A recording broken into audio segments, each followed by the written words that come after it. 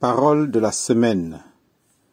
Les artisans de paix seront appelés fils de Dieu. Zakponen, 08-06-2025. Heureux ceux qui procurent la paix, car ils seront appelés fils de Dieu. Matthieu 5, 9. Avons-nous le droit de nous appeler nous-mêmes fils de Dieu? Il est écrit ici que ce n'est pas nous qui nous appelons fils de Dieu. Il est dit qu'ils seront appelés fils de Dieu. Cela signifie qu'on les appellera fils de Dieu lorsqu'ils seront artisans de paix. Nous devons avoir la réputation d'être des artisans de paix. Le contraire d'un artisan de paix est un fauteur de troubles. Quelle est votre réputation dans votre Église? Peut-être dites-vous: je ne suis pas un fauteur de troubles et je ne suis pas un artisan de paix, mais je suis neutre. Eh bien, dans ce cas, vous ne pouvez pas être appelé fils de Dieu. Il est écrit ici: heureux ceux qui procurent la paix, car ils seront appelés fils de Dieu. Les artisans de paix sont ceux qui recherchent toujours la paix. Quand Jésus est né, les anges du ciel sont venus en disant: paix sur la terre, gloire à Dieu au plus haut des cieux et sur la terre, parmi vous les hommes qu'il agrée. Luc 2, 14. Dieu est satisfait de ceux qui recherchent la paix. Le monde est rempli de toutes sortes de querelles, de disputes, de grognements, de murmures et de plaintes. Si nous regardions cette terre d'un point de vue du ciel, nous la verrions remplie de ténèbres à cause de cela. Mais au milieu de ces ténèbres, il y a quelques points de lumière. Ce sont les enfants de Dieu, les fils de Dieu, et une marque de ces fils de Dieu, c'est qu'ils sont des artisans de paix. Nous retrouvons la même idée dans Philippiens 2. Pourquoi est-il écrit que nous devons faire toutes choses sans murmure, sans dispute, ni plainte? Philippiens 2, 14. Nous devons accomplir chaque chose dans notre vie sans murmurer, sans nous plaindre et sans discuter. C'est une exigence assez élevée. Mais il est dit au verset 15 que c'est la seule façon dont nous pouvons nous montrer irréprochables. Enfants de Dieu innocents au milieu d'une génération perverse et corrompue. C'est la seule façon dont nous pouvons briller comme des lumières dans ce monde ténébreux. Qu'en pensez-vous? Qu'est-ce que les ténèbres? Ce sont les murmures, les plaintes et les récriminations. Qu'est-ce que la lumière? Ce sont des gens qui procurent la paix et qui ne murmurent ni ne se plaignent. Quand Jésus a envoyé ses disciples auprès du peuple d'Israël, il en a désigné 70 pour aller 2 par 2 avant lui, dans chaque lieu où il allait lui-même venir plus tard.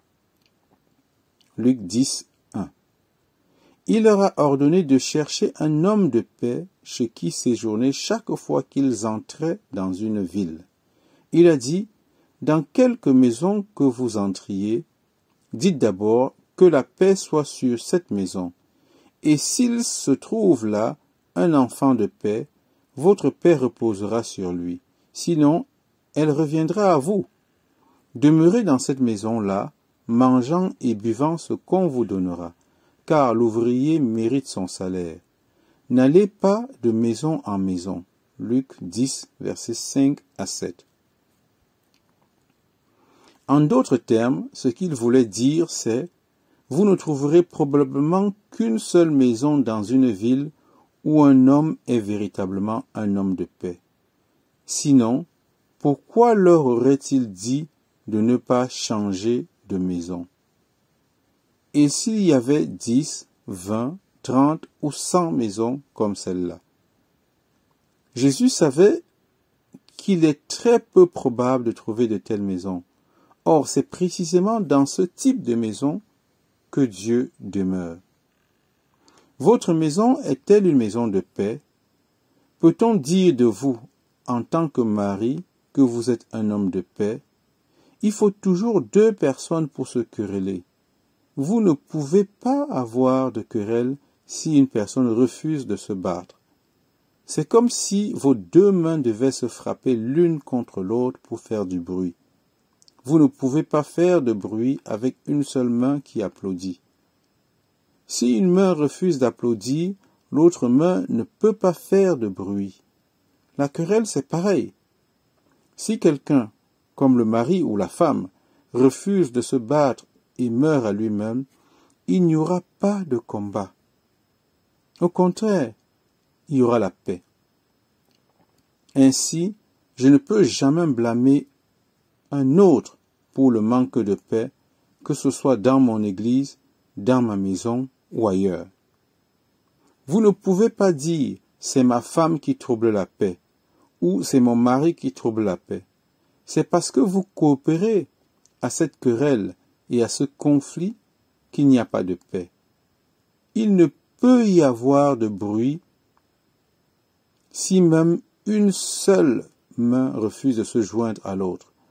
Donc dans une situation de conflit, si vous recherchez la paix, alors mourrez à vous-même et vous laisserez l'autre s'agiter autant qu'il ou elle le souhaite, alors il y aura la paix. Si je crois que Dieu est souverain et qu'il ne permettra jamais que je sois tenté au-delà de mes forces, je serai prêt à mourir à moi-même. Beaucoup de gens disent que si vous suivez ce chemin, les gens vont simplement profiter de vous. Ils vous traiteront comme un paillasson et marcheront sur vous. Pas du tout. Si vous croyez 1 Corinthiens 10:13 qui dit « Dieu ne permettra pas que vous soyez tentés au-delà de vos forces », alors vous reconnaîtrez qu'il ne permettra pas que les gens profitent de vous et vous poursuivrez avec confiance le chemin de la paix. Vous trouverez, comme il est écrit dans le livre des Proverbes, « Le nom de l'Éternel est une tour forte. Le juste y court et s'y trouve en sûreté. » Proverbe 18:10. Lorsque vous rencontrez la controverse, prenez refuge dans le nom de Jésus. Et alors vous trouverez l'accomplissement de Proverbe 16:7, qui dit « Quand la conduite d'un homme plaît à l'Éternel, il met même ses ennemis en paix avec lui. » J'en ai fait l'expérience. Si vous cherchez à plaire au Seigneur, vous découvrirez, vous aussi, que même vos ennemis sont apaisés. Heureux les artisans de paix, car ils seront appelés fils de Dieu. Le sens de fils de Dieu est différent de celui d'enfant de Dieu. Les enfants de Dieu, ce sont des bébés. Un fils est une personne mûre qui sait mourir à elle-même et marcher sur les traces de Jésus.